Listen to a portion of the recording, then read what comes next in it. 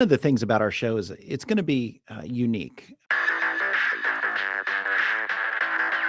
You are what you do. You can say any amount of things that you want to say, but what you do is what everybody sees. People are like, oh, I'm just going to JV it. Like, it's just JV it. Like, what the hell does that mean? I cannot tell you how excited I am to hang out with you guys today, so thank you so much. Well, then that end buyer could come back and say, well, I didn't fully understand that it was subject to. That's not a thing. Like, the SEC has thought of all of these things. They've been here since 1932. And you can do what you want with your property. Buyers have time, they have negotiating power, they have options. Oh my gosh, I am blown away by your inexperience, and they've been in business 20 years. And that includes things other people put on your property, right? It's your property to be okay. Suddenly, Cousin Jimmy's in a lawsuit. A novation is replacing one contract or one obligation with another. Out with the old, in with the new. Yes.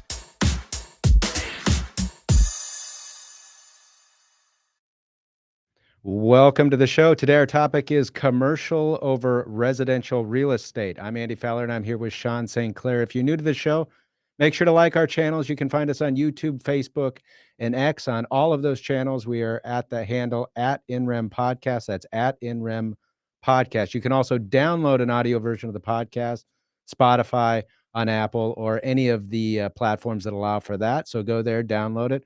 We'd appreciate it. With that, we're going to go to Sean, who has our legal update.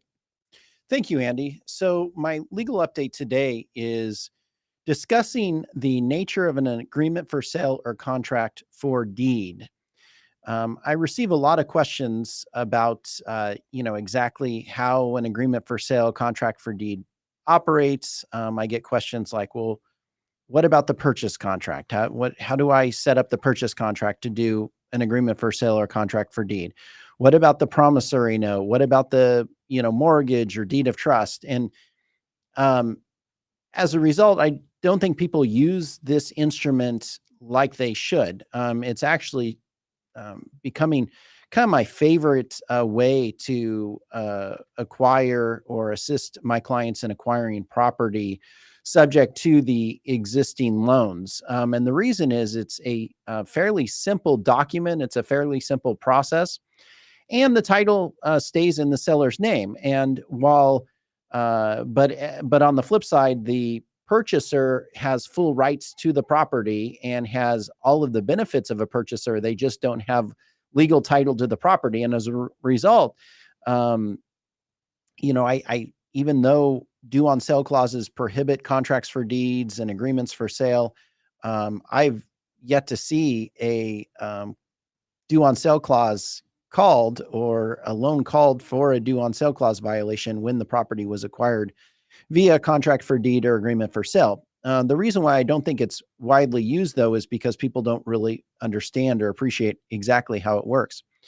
So the way an agreement for sale or contract for deed works is it's one document and it does everything for you. And what I mean by that is it's your purchase contract. It is your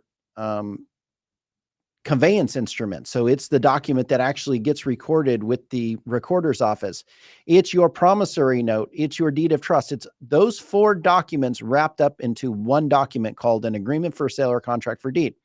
So basically, the way you go about acquiring property using this instrument is the instrument is prepared just like a purchase contract. So you go and, you have an verbal agreement with the seller, and you go and you fill in all of the information on the agreement for sale, the closing date, the escrow agent, the financing terms, the subject to nature of the transaction. If you're going to acquire the property subject to existing loans, you basically fill all that in. You even have an inspection period. You have everything that you find in a purchase contract. And then you also have your financing terms baked into that agreement. And then the parties sign it. They don't need to notarize it. They can sign it and it will be binding with signatures that are not notarized. And then you take that agreement for sale or contract for deed and you submit it to the escrow agent. So you basically put it into escrow, and then the parties do what they do under a normal purchase transaction. They go and they have an inspection and, inspection period. They have the opportunity to, maybe you want to assign the contract. You have the opportunity to assign the agreement for sale. You have, you go through the closing process, you pull a title report, you make sure title's clear. You basically do everything that you would do under a standard transaction.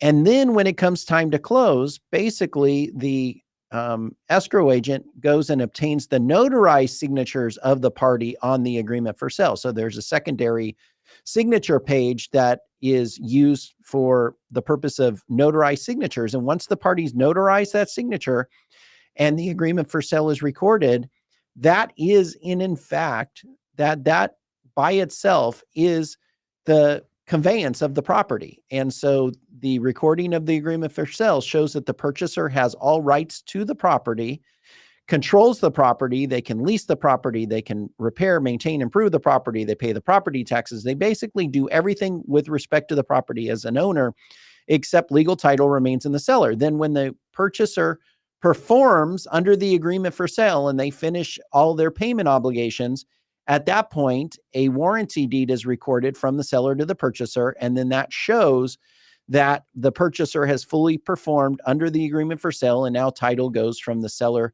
to the purchaser.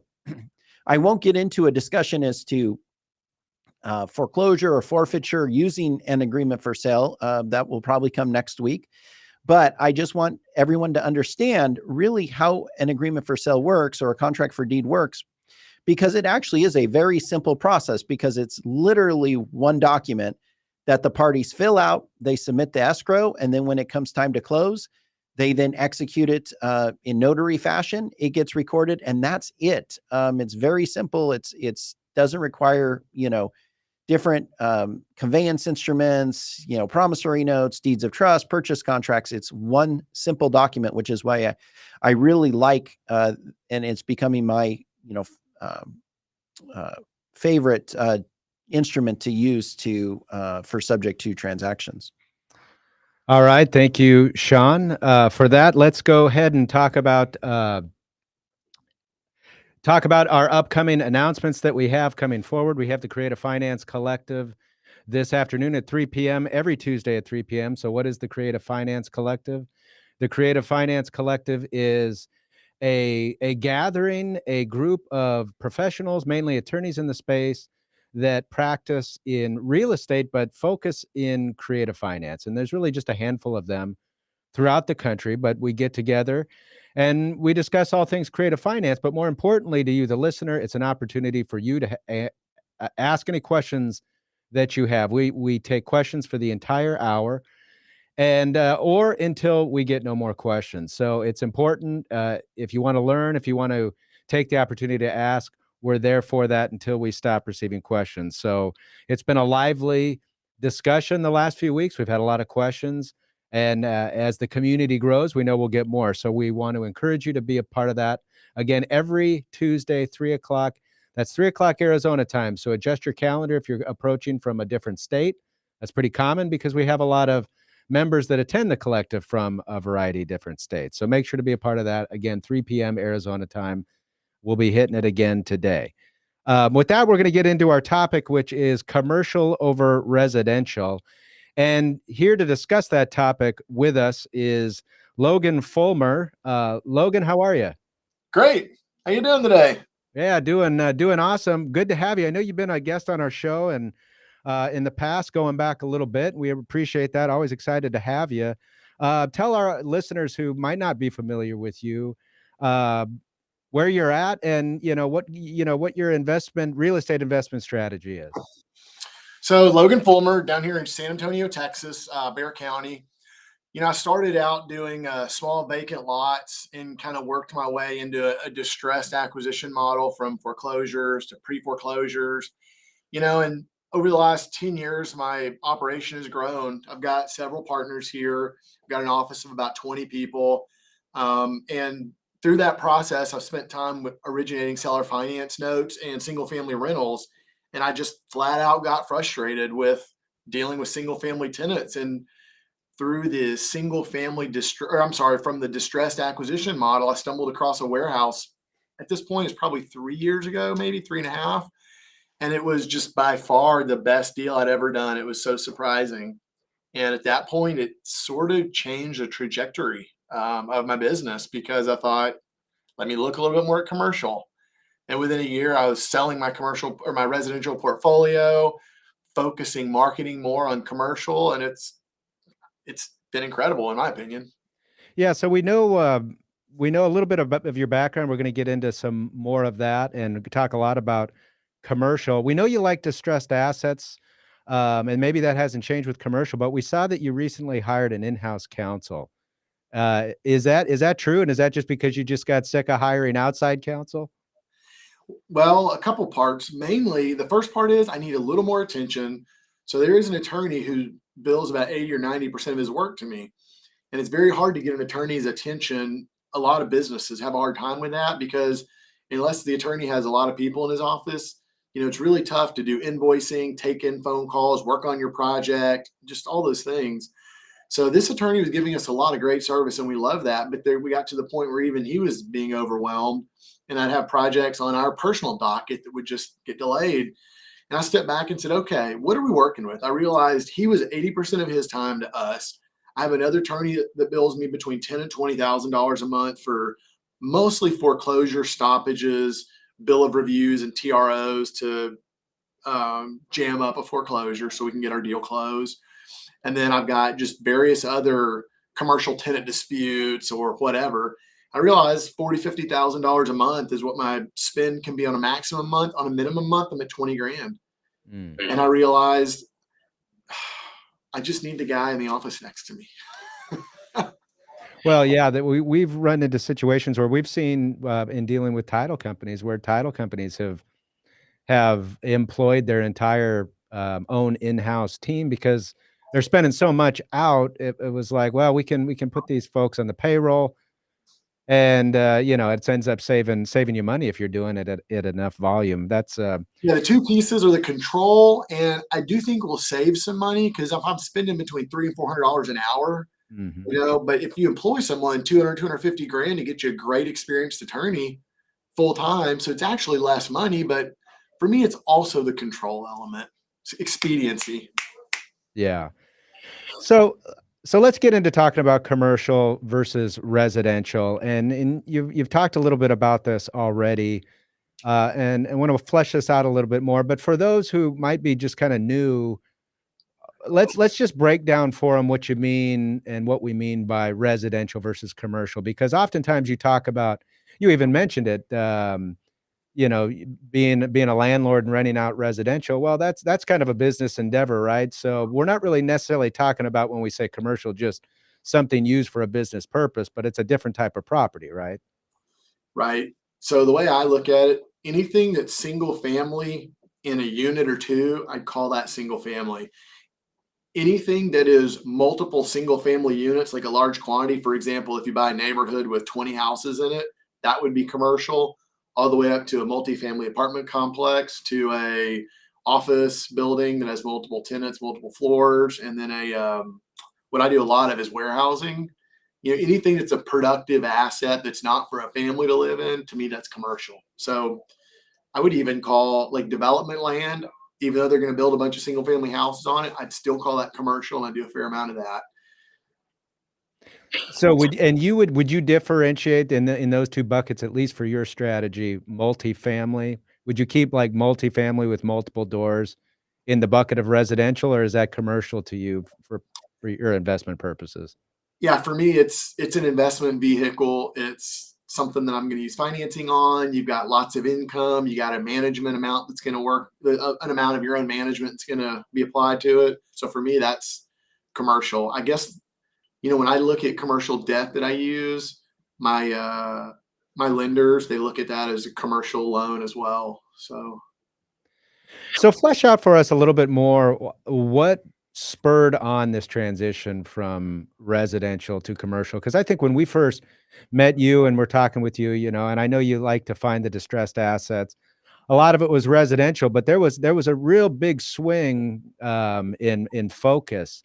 Was it just the money in the deal, or were there a lot of factors that went into it? As you grow, so the reason a person will want to grow from being a solo guy to an operation is so you can earn more money.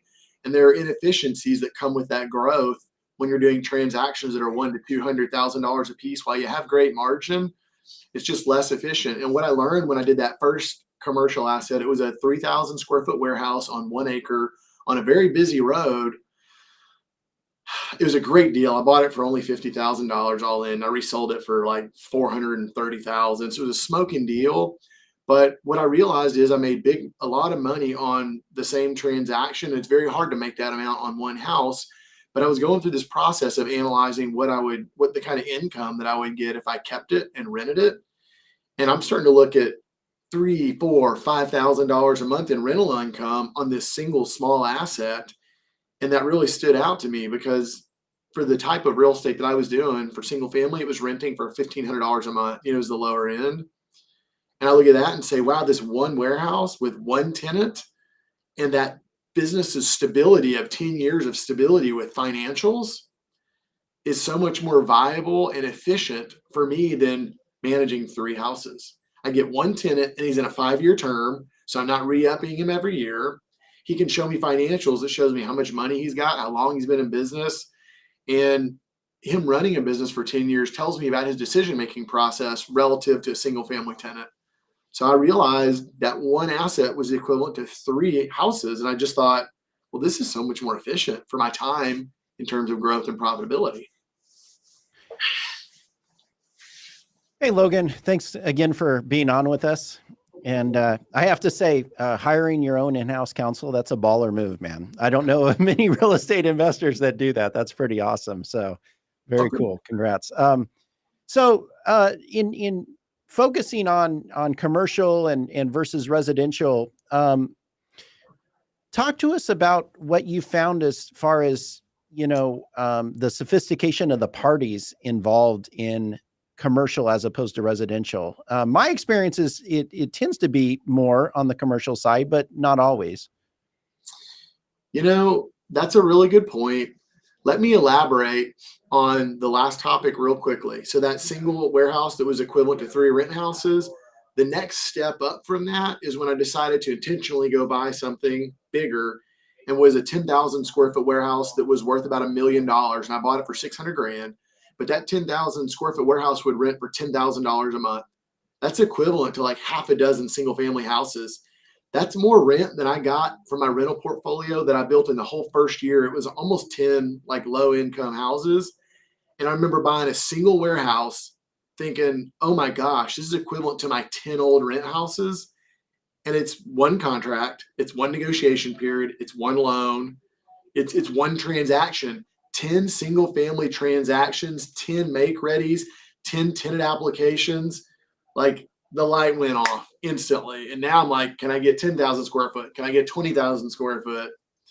So that allowed the growth pattern to happen much quicker. But to your point about the sophistication level, the people that I'm buying a lot of the warehousing from, which is what I've kind of settled on and I like the most, it's a very insular asset. So when you go with the bigger assets like 50,000, 100,000, 250,000 square foot assets, those are gobbled up by the REITs, the institutional money. Mm-hmm. But when you get below that 50,000 square foot per building, that's built by an owner occupant, a granite shop, a cabinet shop, a big landscape company, just those type of tenants.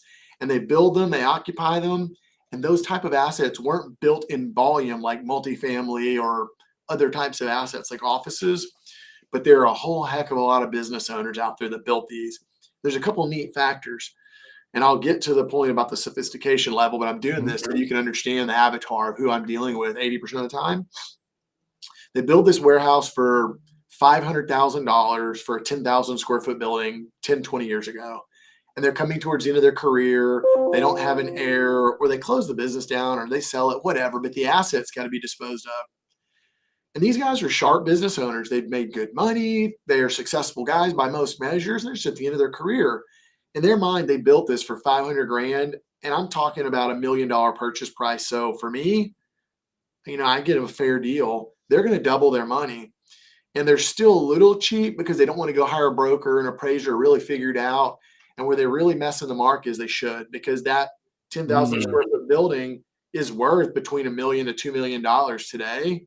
but they're happy because they're doubling their money. They're getting $1 million off the 500 construction cost. Well, they're doubling their money. I am going to 50% or more my money because I understand how to value it all the way. And that speaks to the sophistication level. If you're dealing with a multifamily owner that's looking at their cap rate and charging more for parking stalls and whatnot, they're not going to miss that valuation by that much. But the cabinet shop owner or the equipment sales guy, he can do that. That gives me a good opportunity, but I'm dealing with a regular old guy. I mean, just Right. like someone that you would meet at the mall or the gas station, not extremely sophisticated usually. Right. Well, now when COVID hit here, or in the US, and, here in Arizona, they put a moratorium on residential evictions. Right. And so, and now you have these states who, are starting to roll out different legislation saying, oh, well, you can't, not renew the lease. You have to show, that somehow this is a bad tenant and you need them out, or you have to renew their lease. And they're putting all these, restrictions on residential property and to evict somebody. And even here in Arizona, where we're very landlord friendly, it's, a 2-week to 30-day process to get somebody out of the property. Versus commercial, it's a little different. Talk to us about, the ability to quickly evict in, say, a warehouse space or an office space as opposed to a residential space. Well, I'm going to start out by saying God bless Texas. We got a great business environment. We're very friendly on the taxes, and our rules for landlording are probably some of the best in the United States. Mm-hmm. When you're doing a B2C, like a business to consumer transaction, like a residential lease situation, you have all the regulations that you're talking about. And even in Texas has been a little more tenant friendly in the last couple of years. But when it comes to commercial and B2B, the rules are the rules. Pay up and get out. We've got a lot of very business friendly and landlord friendly judges here. And I always tell people I'm fair but firm. I'm involved in 24 lawsuits at any given time, from a tenant lawsuit to I'll buy a debt and go get some real estate with the authority that a creditor has for debt, just specific performance. I don't let people walk on good deals from me, things like that. So folks call me aggressive at times, but I always say I'm fair but firm. Mm-hmm. When it comes to commercial, I'm simple. You pay me my money or you get out. And I'm not here to make this personal. I had the person late on their rent just this last month, and I let them know, look, I've got obligations. I've got bills to pay just like you do. And if you don't pay your rent, you're asking me to finance your business because I'm carrying your bills that you're not paying right now. And I can't do that for long because my kids need food, my secretary needs to get paid, and my mortgage is still due. It's already been paid. So, but I'll tell you, it's not like you're having to throw a person out of a home. I'm locking a warehouse and saying, pay me or I'm moving your stuff out. It happens faster and easier, and it's a little less concerning when you're not dealing with a family of 4. I don't want. Right. Right. Yeah, that is tough. Logan, we're talking about some of the benefits and advantages to commercial investing. I want to step back. I'm curious, when you made that transition to your first deal, there's security in what we know and what we've gotten good at. You did a lot of residential. You were good at it. What gave you kind of the courage to jump into something new? Did you intentionally go into this like, man, I want to try this. I've heard this is a good opportunity, or did this deal just kind of fall in your lap and you just took advantage of the opportunity and learned as you went? That deal fell in my lap, and I learned a lot during the process. And I'll say that's something that's helped my business grow a lot. The moment I get new information, I ask myself, what can I do with it? How quickly can I move with it? But I'll tell you, at that point, it was reckless abandon. Looking for distress in terms of the acquisition process. I've always got coverage. So I realized if I bought a warehouse that's worth $2 million for 1.2, even if I screw up and don't do good with my tenant and miss the mark, and I'm not good at this, my liquidation value is always higher than what I paid. So I can still screw up and liquidate and not lose money and not risk my principal. And that's allowed me to move really quickly in a lot of new business models. I've got 650 lots under development right now between San Antonio or between Austin and Dallas. And I bought them for less than they're worth. I knew I had a great opportunity. And if I just totally screwed the pooch, I could liquidate it, not lose money. So when I recognized that situation here, I said, sell the houses, buy some warehouses, quick. Yeah. Once you saw it, you were all in. Yeah. So, and still talking about the advantages beyond what we've discussed here, what's really been your favorite, you think most valuable advantage to commercial over residential? Financing is a lot easier. The lenders, they care about what I am as a business person, but a lot of times they're looking at the performance of our business. And as long as my global cash flow is really good, they almost don't care what's going on with the asset because I provide my global cash flow analysis, and they're willing to let me buy down near anything. And I've got 50-unit apartments that have extreme physical distress, and the bank just says, I don't care what it is you're buying because you are financially good for whatever mistake might happen with that asset, because we look at your cash position, your global income. And this is another benefit. I've got, 5 partners, me and 4 others. So when you combine 800 credit scores across 5 people and substantial assets, the bank doesn't really care. They'll give you whatever you want because they know that you're good for it. So financing has been nice. I do like that. I'll tell you what, when you get to this age, I'm 43 this coming year, I look at things differently, and I realize if I get hit by a bus, my wife and kids are going to get some cash in their pockets and decent assets. But I say, what's it take for them to live without me and not have to change their standard of living or anything like that? And I made a decision of the amount of income I would want them to have from triple net leasing, which is as hands off as you're going to get, which is what most of my warehouses are. So I decided to say, all right, what's that income? $1 million a year. She can live great, better than she does now without having to go to work. And then I look at it and say, okay, I'm usually buying assets on a 15 to 18 cap. It's a very deep discount, but if I use debt, they're paid off in 5 to 7 years, which is a great trajectory. But if something goes wrong with me and we have this many great assets, my wife can sell off half the assets and use the equity to pay off the remaining half. And now she'll have cash flow. She only needs to have $7-8 million worth of assets on a 15 cap to have $1 million a year net. My wife should be able to live, adjusted for inflation, the rest of her life very comfortably on that. So setting up programs like that really matter more than trying to aggregate 400 single family houses. That's another factor. Right. So let's move and shift and talk about the disadvantages to commercial real estate over residential. I know there must be some, but my gut is the first one I think of as an attorney, I'll let you talk about more detail, is bigger dollars, more money, just bigger risk. There's just more to lose. What is that a disadvantage? It can be. People fight more over bigger money. When you're dealing with a housing situation, a contract falls apart, people just say, I'm going to walk. And you say, okay. When you're dealing with commercial, you're dealing with wealthier people. They didn't get that way by being a pushover, and you're dealing with real money. If you got a $2,000 earnest money on a house deal that falls apart, who cares? That can sit there for years. People forget about that. But when you're dealing with a warehouse that has $30,000 earnest money, and I legitimately call my option period and say I'm out, a seller can very easily say, no, I think you've reached contract. And now we have a real dispute because 30 grand is 30 grand and you're going to fight over it. So that happens on the small spectrum, but on the big spectrum, when you have a transaction, the claims are substantially bigger too.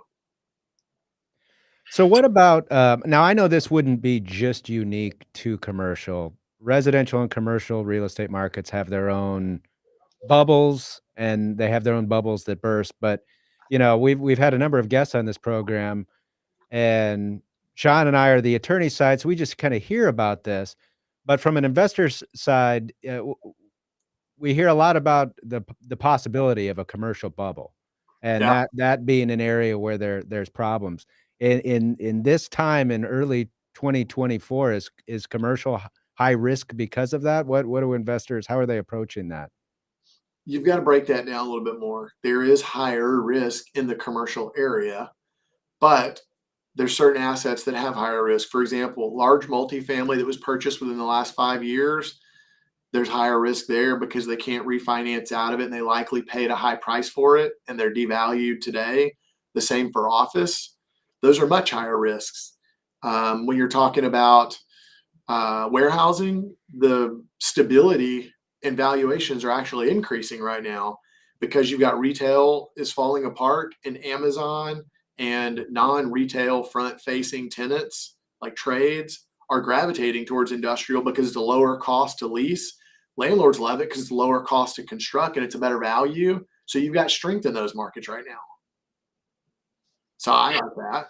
It doesn't sound like, given your, you identified as a benefit, the better financing terms or the ability to get money.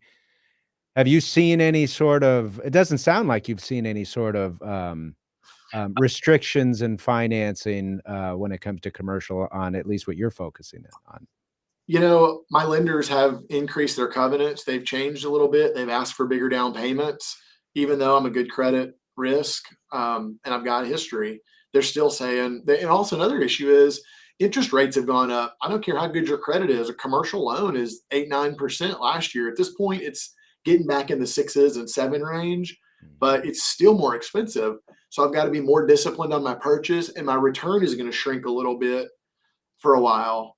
So those are some issues. But banks are a little more strict on covenants, and it's not about what their relationship like is with me. This is coming from the board. They say we're going to shrink this amount of our portfolio that goes into this type of real estate. We're going to shrink it only to the best customers. We're going to increase our covenants. We're going to require greater down payments.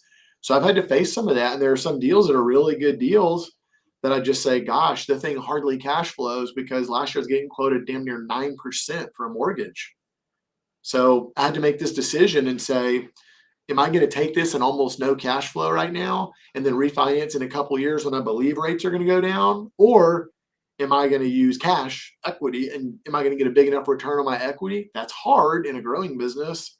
Or I say, look, I've got a good end user that wants this. I'm going to wholesale it off to them and make myself a fee and just wait till the market improves. So something that's really interesting that at 43 years old, I've gotten to watch the last real estate crash. That's right when I got into real estate, and I built my business on the way up. Well, everyone's been saying, I can't wait for the market to crash because I'm going to get all these good deals. And I remember hearing that, but I just wasn't sure how that was going to look for me. Well, with that crash means if you don't have $100 million in cash, you're probably not eligible for those super smoking good deals. Mm-hmm. And I look at it now that I've been able to successfully operate in a weaker market, but I've also done really well in a great market. I'd prefer the great market, even though I've got cash, even though I've got good credit, even though I can buy cheap. And the reason is your marketability, your disposal goes away when the market's weak. You can still sell, but you have to discount it. So if I'm buying from 20 to 50 cents on the dollar, that's going to happen in a good market or a bad market. I would rather have the margin and ability to dispose or lease well in a great market than the lack thereof in a crummy market. Now, when the next business cycle comes and I maybe have a much larger net worth, then the economics will matter less. They'll deploy a large amount of cash and I don't need the income. I can wait to the market to recover. But, let's face it, you've got to be a really big operation to be able to take advantage of that. Logan, I want to go back to the financing terms on commercial as opposed to residential. So residential, generally you can find a 30-year amortized type loan, maybe a little lower interest rate. But on commercial, generally they're shorter terms with, balloons, right? What are you looking at on commercial as far as that, financing structure?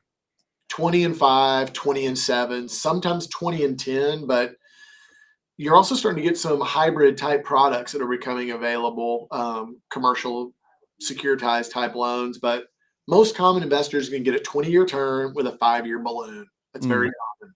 And that has never been an issue for the last 30 years. People don't even think about it. It has not registered on anybody's mind because rates have always been acceptable back into the 80s, which I was a baby. Now that we've actually had a massive run in interest rates, that's exactly what's causing the distress level that we were just talking about. You can't refi out and you're bombed. Yeah. So have you seen, banks taking back over assets, or, what are these owners doing when their loans are coming due, presently? How are they just selling the asset? Are they, able to refinance, or, what exactly are they doing? So it depends on which segment of the business you're in. On the low end of the segment, when you've got business owners that have been in their building for 10 years, they're close to pay off or their mortgage balance is so low, they can get through that. It's not usually a big deal. But on the other end of the spectrum, when you're talking about super premium assets in the marquee locations like New York, California, that kind of stuff, and the very high prices, I am consistently seeing those buildings being marked down and sold anywhere from 20 to 50% less than they've transacted for in the last 5 to even 10 years. That's how bad asset values inflate when you have 3 and 4% mortgages. It has been extreme. You're seeing, my brother-in-law works on the East Coast in the hedge fund business, and I have an interesting insight there. He lives in the neighborhood that some of the guys that work at BlackRock live in. So I hear some fun stories. And even guys like BlackRock have written down and done deed in lieu of foreclosures on substantial assets, and they're the best in the business. It's happened to them. Wow. So yeah, it's a radically different approach when you're looking at the construction company owner that has a 5,000 square foot warehouse relative to a marquee office. Logan, what about property taxes? Do you see that as a disadvantage when it comes to commercial over residential? Oftentimes, I know this might vary from jurisdiction to jurisdiction. Texas is a place that I think generally has high property taxes. But, here in Arizona, usually it's going to be more expensive in commercial. Is that something you see as a disadvantage or something to plan for? It doesn't bother me because I do what you're saying. We plan for it. You've got a big spreadsheet and you can get real complicated in the model. I use a very simplified model to just get a very rough cap rate or a return model, and it's a budget item.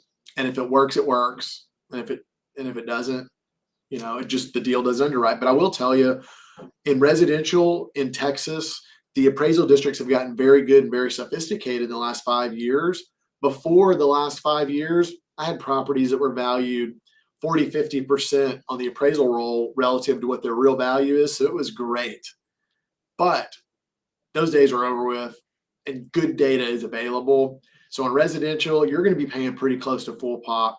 But because commercial is so much more complicated and varies based on occupancy and age of building and depreciation and all that, I've had really good luck getting a lot of my property valued far below what its fair market is by going in and someone from our office doing the protest. So when you look at it from that perspective, I see it as an advantage because we're willing to spend the time. You can drastically affect your financial performance of that building by spending 5 hours a year doing your protest. So for us, I guess it's an advantage. When it comes to market price stability, residential versus commercial, have you found one to be more stable than the other in your market? To put this in context, I'm in South Texas. So we've got oil. Now we're starting to get tech coming here from Austin, from the West Coast. We've had a very, very stable market. I don't know, I'm 42 years old again. So as long as I've known what real estate is, we've been relatively stable. You got Phoenix, I would consider a swing market, swings up and swings down real quick. We just don't have that. While you do see some commercial assets taking a hit right now, there's a lot of commercial assets that are not. So we've got more stability in terms of our market and our location, I think, over a lot of places. So that's not something I really, really look at closely. Also, remember, my intake model is from a distressed situation. So when you're buying something with a 30 to 50% discount from market, you just got room for everything to go wrong and you're still pretty safe. Yeah. So jumping off kind of your focus, which is the distressed asset, have you found commercial or residential to give you an easier time yielding those leads? I mean, and has your way to develop those leads or develop identifying distressed assets changed as you've shifted your focus from residential to commercial? Residential and rural land is going to have much more distress to it. When you're in the commercial space, you're going to generally have less stress, or it's going to look differently. When you're running a business, you generally have access to financing. You're on top of it more. There are other folks in your sphere that can either remedy the problem or take it off your hands. So the distress in commercial doesn't get quite as deep. But when you're talking about rural ranch land or single family, the distress level can get as deep as you want because the person can hide. And there's no threshold to entry. You can inherit a house and be the worst property owner in the world, but it's rare that you're going to inherit a 60 unit apartment complex or a 30,000 square foot warehouse and just not have any guidance. So what would you say is, if you had to identify the biggest disadvantage to commercial, what do you think that would be? It's really complicated to figure out valuations, that one, and the things move so much slower.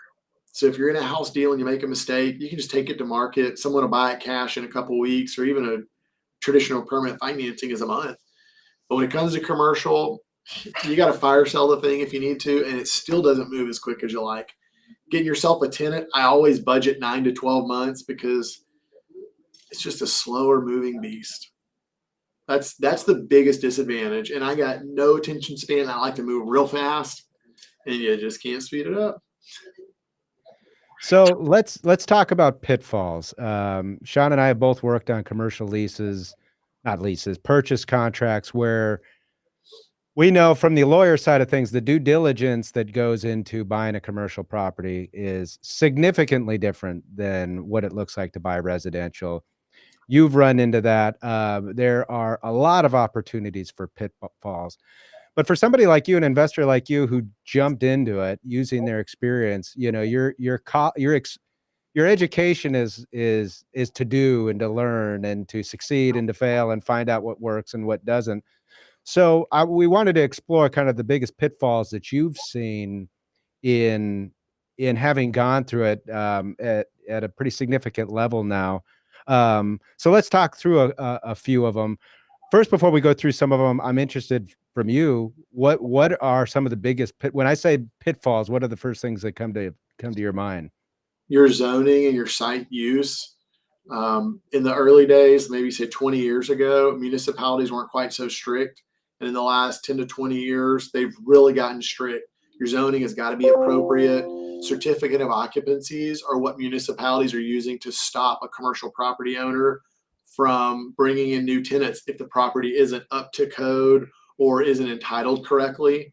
To me, that's the biggest thing that stands out. I've got several properties that I bought at extreme discounts, and I didn't pay any attention. I just closed on them because I got a warehouse that's worth $1.25 million. I bought it for $450,000. So at that point, my land value is covering any mistake I can make minus the building, so I could care less. But when I got into it, getting ready for a tenant, I realized the property was annexed, and the building had been on it. The industrial building had been on it for 20 years before it was annexed. But the municipality has now overlaid a industrial zoning, which is great, but the property wasn't platted. And if you're in the county, not in the city, it doesn't matter. Now they want a plat for me to apply for a certificate of occupancy for a tenant. And the plat requires drainage, detention. They want me to put in tons of asphalt, all these expenses, and the site's been used for 20 years in a different way. So they're going to sell it cheap, but now I've got to go through all this junk unless I can get a grandfathered use. And the House Bill 929 a couple years ago has offered a lot more protection for commercial landlords that have lost their non-conforming rights. So I'm having to get into some of that and really look at entitlements from a litigious standpoint instead of entitlements from a development standpoint. So it's a different perspective, and frankly, I didn't expect it. But yeah, and for the listener who might be used to residential, when Logan says the county comes in and says you need to bring in asphalt or you need to do water retention or this or that, those aren't $5,000 fixes. Those are massively expensive fixes, oftentimes into the hundreds of thousands of dollars. Every one of those things you just mentioned starts at $100,000 a piece. Yeah. So just to give you perspective, the site's worth $1.25. I paid $4.5 for it roughly. All the stuff they're asking me to do is probably going to cost $500,000. I look at it and say, gosh, I can spend $100,000 and clean this place up and get me a great tenant. If I spend this extra $500,000, I don't get that much more rent. So where's the benefit for me here? Yeah, big. So Big pitfall to watch out for. So what are you doing now to try to identify that? Just doing more research on the front end before you jump in? Yeah, that's it. If I'm getting an extreme discount like this, I still won't do it. But if I have to start paying up a little bit more, I'll look for zoning. I'll look for current building plans, current certificate of occupancy. I look for public or private utilities. That's a big red flag. If you already have the public utilities, you're much further along in that process. Going back to the one I just talked about, it wasn't platted. And in order to be eligible for a plat in this area, you have to have access to public utilities. Well, this one has a special water district water line and a sewage or a septic tank. They don't want to approve a plat unless I hook up to sewer, but the sewer line isn't but 3/4 of a mile away. Mm. I mean, it could cost you somebody's retirement plan to bring the sewer line up. I don't want that. So those are more of the thresholds when you're looking at, was it platted? Is it zoned properly? Do you have, if you have COs in place currently, that's like I guess a short, I guess it's like a cheat code, maybe the kids say these days. That's your cheat code to get forward and say all these other things must have been done right because the tenant has a CO. What about environmental hazards? I know that's something we as lawyers watch out for during the due diligence periods. They do phase one studies to figure that out. Some of this, I guess, could probably be determined on the front end, but for people that aren't familiar with it, the federal government through the EPA can hold the new owner responsible for, hazardous sites. Is that a pitfall you've run into? Or Well, I've had to walk from some deals because of that. If you're using a lender, which most people in commercial will, even if they're wealthy, they're still going to use a lender. And a lender's generally going to require that. So a phase one, which is basically just a research project and a site walk, that's all it is. It's about $2,000 to $3,000 in Texas. And that, after my first deal or two, has become a required process, whether I have a lender or I'm paying cash. We have to do that. And then from that point, we'll decide, is there an environmental risk and I'm going to trade them down, the seller? Or are we going to have to go through this process of looking at what's going on and possibly doing a phase two to do some testing and decide who shares that cost? But that's something that I won't go without at this point, is the environmental assessment. Yeah, that's a deal breaker. And there are very few deal breakers for me. What about if you have an existing tenant? Have you seen or had a concern with, poor lease provisions that would impact you? Yeah. So, we've had clients who have chosen not to have us review the leases, and we've had clients who have chosen us to review them. And, there was one time where when I reviewed a lease, it was basically a weird thing where it was a seller leaseback of like 5 preschools, but they were all throughout the valley. So the seller sold it to a buyer and then leased back. But then they put in the leases that, hey, look, if we have say a roof leak on building A, we can deduct it from our lease payments on building B, C, D, and E, right? Well, of course, my client's buying building E. And so I look at the lease, I'm like, you can't agree to this. Like, they can deduct their rent if this, seller fails to perform on this, building A. And so we had to go and have them modify the lease and whatever. But what has your, experience been as far as, reviewing leases, making sure you have the lease terms dialed in and, have you had to walk from transactions because the leases had, wonky provisions or, not so friendly, terms? I typically don't like to walk from it. I use it as an opportunity to get a better deal. So I do like that, but I'll step back one step before that and say, I'm usually business owners argue about legal fees. They hate bringing the lawyers in all the time because they ruin the deals, blah, blah, blah, blah. I love having an attorney come and help me figure out the problems because you guys see problems that I don't see. But once that happens, I ask you what you think I should do. And then as a business owner, I make the threshold of risk decision there. Mm-hmm. A lot of attorneys are unwilling to accept any amount of risk. Well, my business is I get a good deal by taking risk. So I have to have you guys help. I always do it. And I tell people, look, if you're spending money on lawyers, most times it's because you're getting ready to get in a transaction that's going to make you money. So don't cut them out. You need their help, but you ultimately have to make that decision independently. And I love having a shitty lease because that's an opportunity for me to trade down the tenant or the property owner, or they'll go back and modify the lease and tighten it up for me based on my terms. But it's a necessity because when you get into the commercial space, you have to look at that asset as a productive asset. And the building is only as valuable as the income it puts off, unless you're an owner occupant. And that's not what we're talking about here. Mhm. So if the building has problems giving you the maximum amount of income, then purchase price has to be adjusted. That's it. That building is only a factor of the money it can give you. All right. We have a couple questions today. Mayu, why don't you go ahead and post our questions, and we'll take them one at a time here. All right. When acquiring a commercial property, what are the legal obligations of a lease takeover for existing tenants? You know, my experience has been they convey everything that was is. Yeah. So if the lease agreement between the property owner and the tenants has been constructed properly, it allows for the assignment of leases to the buyer.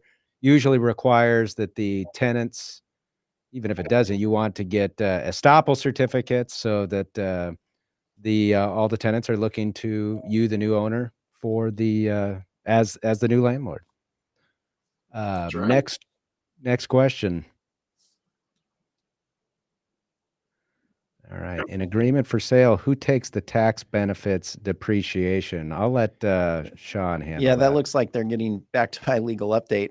So in an agreement for sale, the mortgage interest deduction is taken by whoever pays the mortgage interest, which in my example or normally would be the purchaser. So they would take the mortgage interest deduction. Depreciation is a little bit of a gray area. You know, so you have to consult with your CPA, but generally my understanding is the guidance from most CPAs is that you can, as the purchaser who has all rights to the property, with the exception of legal title, you can take the depreciation. But that's something you're going to want to consult with your CPA about. All right. I don't know, Maya, did we have any other questions? I'm not sure that we had any others. We may, if we do, she'll post those and we'll read them. That was it. Logan, we were just talking about bad lease issues. What about bad tenants? Is that something you're able to assess on the front end? I mean, I guess in some way you can. They're either current with their rent payment or they're not. But how do you assess that? You know, it's for me, if it's an existing tenant, it's pretty easy. You ask them for their financials and you look at the track record of payment. You know, you go walk a building. What's the condition of the building? Are they taking care of it? You know, is their rent up to date? That's pretty easy to assess. Now, when you're looking at new tenants, this is something I'm really picky about because you have the dollars that you may or may not be getting for your rent if they stop paying. But the bigger thing is, what did I give them in tenant improvement budget to finish out the building for their use case? Did I give them any of that? How long does it take me to get this tenant in there? How much rent am I going to lose if they stop performing and I have to reload? And the other issue is, does their business have any going concern or equity? So if they damage me, I can get reimbursed by them. And I'll tell you, the higher the quality tenant, the better the value your building is going to be, because you can't get blood out of a turnip. So if a deadbeat tenant doesn't pay, great, you can sue him and get a big judgment. But if he doesn't have anything to get from him, you'll never recover that judgment. And my stupid, easy answer on the front end is, give me your business financials. If you get a lot of cash in the bank and you got a lot of equity, you're going to look a whole lot better as a tenant because you can handle the ups and downs. Well, Logan, we really appreciate you taking the time to be with us. Tell our listeners how they can find and connect with you. So again, it's Logan Fullmer. I'd love to see you on Instagram, Logan Fullmer, right there. And my Facebook profile is pretty active too, but I spend time every day talking about the fun in real estate on Instagram. So I'd love to see you there with me. All right. Well, we really appreciate you taking the time. Let's do this again.